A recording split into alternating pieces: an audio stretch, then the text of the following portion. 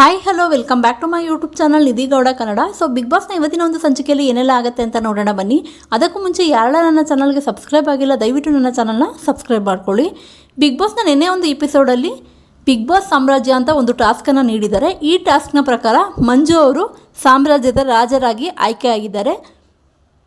So ಇವರು ಏನೆಲ್ಲ ಆಜ್ಞೆನ ಹೇಳ್ತಾರೆ ಅದನ್ನು ಪ್ರಜೆಗಳೆಲ್ಲರೂ ಪಾಲಿಸಬೇಕಾಗುತ್ತೆ.